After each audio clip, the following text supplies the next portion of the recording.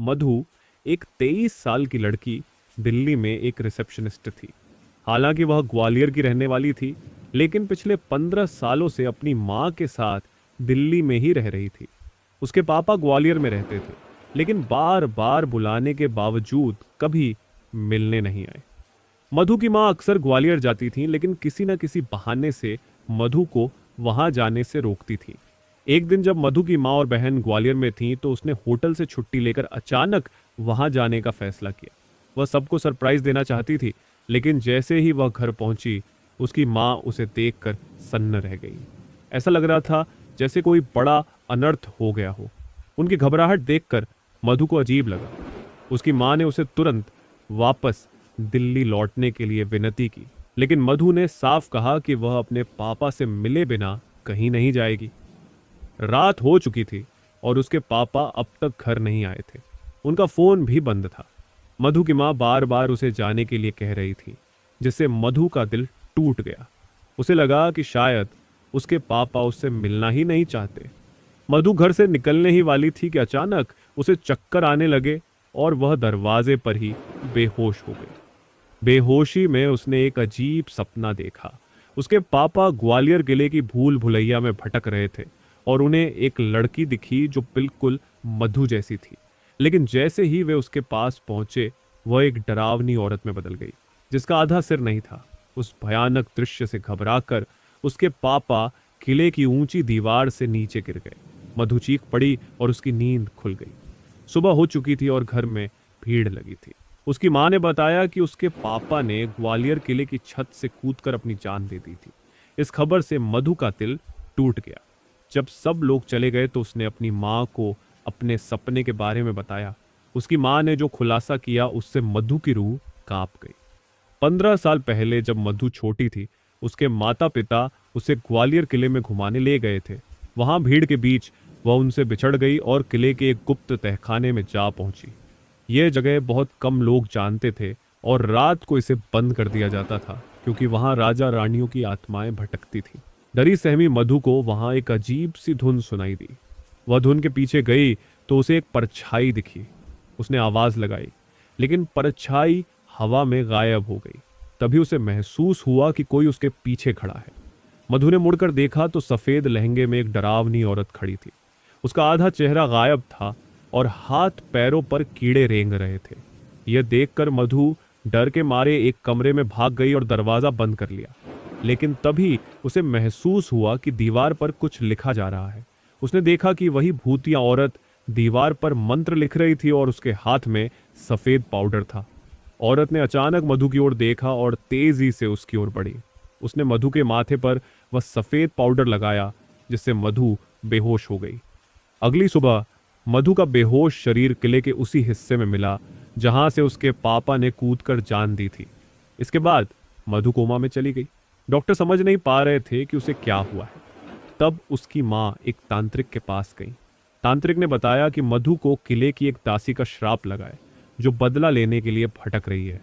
अब उस आत्मा ने मधु को अपना माध्यम बना लिया था। इसे रोकने के लिए किसी को अपनी जान देकर उस आत्मा की गुलामी करनी होगी। मधु के पापा ने यह बलिदान देने का फैसला किया। उन्होंने तांत्रिक से मधु को ठीक करने के लिए अनुष्ठान करने को कहा। अनुष्ठान के दौरान मधु की आंखें पूरी लाल हो गईं और वह पंडित को बुरा भला कहने लगी। लेकिन जब तांत्रिक ने मंत्र पढ़कर उस पर लाल मिर्च का पाउडर फेंका तो वह बेहोश हो गई। कुछ ही पल बाद मधु के पापा भी बेहोश हो गए। जब मधु को होश आया तो वह ठीक थी, लेकिन उसके पापा को श्राप लग चुका था। वह अब उस आत्मा के गुलाम बन चुके थे और ग्वालियर नहीं छोड़ सकते थे। इसके बाद उनकी नौकरी चली गई, वे बीमार रहने लगे और अंत में उन्होंने आत्महत्या कर ली। अपनी मां से यह सब सुनकर मधु फूट फूट कर रोने लगी। उसे एहसास हुआ कि उसके पापा उससे बहुत प्यार करते थे और अपनी जान देकर भी उसे बचाया। इस घटना के बाद मधु और उसकी मां ने हमेशा के लिए ग्वालियर छोड़ दिया। लेकिन आज भी ग्वालियर किले से आत्महत्याओं की खबरें आती हैं। लोग कहते हैं कि वहां कुछ अनदेखी शक्तियां मौजूद हैं। क्या यह सिर्फ एक अफवाह है या सच में ग्वालियर किला श्रापित है? आप क्या सोचते हैं? अगर आपको यह कहानी पसंद आई हो तो कृपया इसे लाइक करें, शेयर करें और हमारे चैनल को सब्सक्राइब करना न भूलें। अब चलिए शुरुआत करते हैं दूसरी कहानी से। दिसंबर की हल्की गुलाबी ठंड में रात के 12 बजे पुणे का चिंचवड रेलवे स्टेशन लगभग खाली हो चुका था। पुणे से मुंबई जाने वाली ट्रेन मुंबई पुणे एक्सप्रेस आज 9 घंटे लेट थी। धीरे धीरे सारे यात्री जा चुके थे, लेकिन जतिन अभी भी प्लेटफॉर्म पर ट्रेन का इंतजार कर रहा था। लगता है अब मैं अकेला ही बचा हूं, मगर अब कहीं और जाने की हिम्मत नहीं है। ट्रेन आएगी तो उसी से मुंबई चला जाऊंगा, वह खुद से बुदबुदाया। स्टेशन पर चारों ओर सन्नाटा था। फुटओवर ब्रिज की सीढ़ियों के नीचे कुछ भिखारी सो रहे थे। तभी उनमें से एक बूढ़ा भिखारी उसकी ओर आया और रहस्यमयी आवाज में बोला, इस वक्त यहाँ क्या कर रहे हो? यहाँ अभी कोई ट्रेन नहीं आएगी। मुंबई पुणे एक्सप्रेस आने वाली है, 3 घंटे लेट है, जतिन ने जवाब दिया। रात के इस वक्त उस ट्रेन में सफ़र करोगे? अपना ध्यान रखना, किसी अनजान से बात मत करना। बूढ़े की बातों में एक अजीब रहस्य था। जतिन उसकी बातों में खो ही रहा था कि अचानक ट्रेन का हॉर्न सुनाई दिया। ट्रेन स्टेशन पर आ चुकी थी। वो कुछ बोल पाता इससे पहले ही ट्रेन चलने लगी। आखिरी कोच के दरवाजे से जैसे तैसे उसने अंदर छलांग लगा दी। ट्रेन अब तेजी से स्टेशन छोड़ चुकी थी। जतिन ने भीतर नजर दौड़ाई। आश्चर्य की बात थी कि ट्रेन का पूरा कंपार्टमेंट खाली था। आमतौर पर पुणे मुंबई ट्रेन में बैठने की भी जगह नहीं होती, लेकिन यहां तो अजीब सन्नाटा पसरा था। अचानक उसने देखा कि दूसरे दरवाजे के पास एक व्यक्ति बैठा है। जतिन उसकी ओर बढ़ा और उसकी बगल वाली सीट पर बैठ गया। वह व्यक्ति मंद मंद मुस्कुरा रहा था, मगर उसकी आंखों में एक गहरी उदासी थी। शायद ट्रेन के लेट होने की वजह से ही भीड़ नहीं है, जतिन ने खुद को समझाने की कोशिश की। लेकिन तभी वह आदमी धीरे से बोला, क्या सोच रहे हो? मुझे पता है कोई स्टेशन नहीं आया और नहीं आएगा। जतिन चौंक उठा। क्या मतलब? तुम गलत ट्रेन में चढ़ गए हो, उस आदमी ने ठंडे स्वर में कहा। जतिन घबरा गया। उसने खिड़की से बाहर झांका।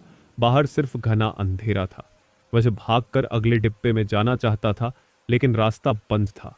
वापस सीट पर आकर उसने उस व्यक्ति की ओर देखा, और जो देखा उससे उसकी रूह कांप गई। उस आदमी के सिर से खून बह रहा था, आंखें बाहर निकल आई थीं और उसका चेहरा कुचल चुका था। जतिन घबरा कर खड़ा हो गया। उसकी सांसें तेज चलने लगीं। तभी किसी ने उसके कंधे पर हाथ रखा। उसने डरते हुए पीछे मुड़कर देखा। वही व्यक्ति अब सामान्य दिख रहा था। डर क्यों रहे हो? उसने पूछा। अभी अभी आपका चेहरा, जतिन हकलाया। अरे वह चोट मुझे बरसों पहले लगी थी, तुम्हें सिर्फ एक भ्रम हुआ होगा, वह व्यक्ति रहस्यमयी हंसी हंसते हुए बोला। बरसों पहले? जतिन ने धीरे से पूछा। हाँ, करीब 20 साल पहले मैं भी इसी ट्रेन में सफर कर रहा था। ट्रेन लेट थी और प्लेटफॉर्म लगभग खाली था। तभी कुछ शराबी भी चढ़ गए। उन्होंने मुझसे झगड़ा किया और मुझे चलती ट्रेन से बाहर फेंक दिया। मेरा सिर बिजली के पोल से टकराया और मैं ट्रैक पर गिर पड़ा। इसके पहले कि मैं कुछ कर पाता, एक तेज रफ्तार ट्रेन मेरे ऊपर से गुजर गई। जतिन के रोंगटे खड़े हो गए। वह व्यक्ति आगे बोला, तब से मैं इस ट्रेन में फंसा हूं और अब मेरी मुक्ति का समय आ गया है। मुक्ति? मतलब? जतिन की आवाज कांप रही थी। यह ट्रेन उस रात से अब तक चल रही है। हर बार कोई नया यात्री आता है और फिर वही भाग्य दोहराता है, लेकिन इस बार तुम ही मेरी मुक्ति का एकमात्र रास्ता हो, व्यक्ति ने कहा। मैं आपकी मदद कैसे कर सकता हूं? बहुत आसान है, वह आदमी मुस्कुराया। तुम्हें मेरी जगह लेनी होगी। अगर तुम इस ट्रेन से बचना चाहते हो तो तुम्हें वह यात्री बनना होगा जो हर बार मरता है। जतिन को महसूस हुआ कि यह सफर उसका आखिरी सफर हो सकता है। अब तुम्हारे पास 2 ही विकल्प हैं, या तो तुम मेरी जगह लो और मुझे मुक्ति दो, या फिर अगली मंजिल तक तुम्हारी भी कहानी खत्म हो जाएगी। जतिन का दिल जोरों से धड़कने लगा। उसने खिड़की से बाहर झांका। वहां सिर्फ गहरा अंधकार था। ट्रेन अब और भी तेज दौड़ रही थी। ठीक है, मैं तुम्हें मुक्त करूंगा, उसने कांपती आवाज में कहा। जैसे ही उसने ये शब्द कहे, ट्रेन अचानक रुक गई। पूरे कंपार्टमेंट में ठंडी हवा दौड़ गई। वह व्यक्ति मुस्कुराया और धीरे धीरे हवा में विलीन होने लगा। अब तुम इस ट्रेन के नए यात्री हो। तुम्हारी मुक्ति भी तभी आएगी जब कोई और इस ट्रेन में चढ़ेगा, उसकी आवाज गूंज उठी। अंतहीन सफर। अब जतिन अकेला था। ट्रेन के दरवाजे खुल चुके थे, मगर वह जानता था कि वह कभी बाहर नहीं जा पाएगा। अगले स्टेशन पर कोई नया यात्री उसका इंतजार कर रहा था। ट्रेन फिर से चल पड़ी, लेकिन अब जतिन जानता था इस सफर की कोई मंजिल नहीं थी, बस इंतजार था अगले यात्री का। अगर आपको यह कहानी पसंद आई हो तो कृपया इसे लाइक करें, शेयर करें और हमारे चैनल को सब्सक्राइब करना न भूलें। अब चलिए शुरुआत करते हैं दूसरी कहानी से। बहुत समय पहले एक छोटे से गांव में एक बहुत बड़ी हवेली थी। यह हवेली गांव के बाहर एक सुनसान जगह पर बनी हुई थी। हवेली के बारे में कहा जाता था कि इसमें भूतों का साया है। जो भी इस हवेली में जाता था वह कभी लौट कर नहीं आता था। गांव के लोग इस हवेली से बहुत डरते थे। वे इस हवेली के पास से भी नहीं गुजरते थे। एक दिन गांव में एक नया लड़का आया। लड़के का नाम राहुल था। राहुल बहुत ही बहादुर था। वह भूतों और चुड़ैलों पर विश्वास नहीं करता था। एक दिन राहुल हवेली के बारे में सुनकर बहुत उत्सुक हुआ। उसने हवेली में जाने का फैसला किया। राहुल हवेली में गया और वहां उसने जो कुछ देखा उसे उसके होश उड़ गए।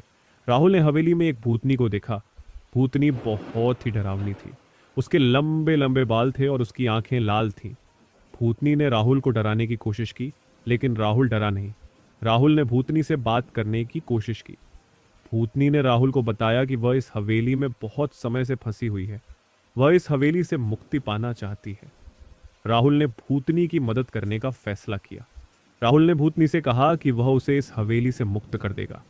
राहुल ने भूतनी से कहा कि वह उसे अपनी कहानी बताए। भूतनी ने राहुल को अपनी कहानी बताई। भूतनी ने बताया कि वह एक समय में एक राजकुमारी थी। उसकी शादी एक राक्षस से हुई थी। राक्षस ने उसे इस हवेली में कैद कर दिया था। राक्षस ने भूतनी को बहुत टॉर्चर किया था। राक्षस ने भूतनी को मरने के बाद भी नहीं छोड़ा।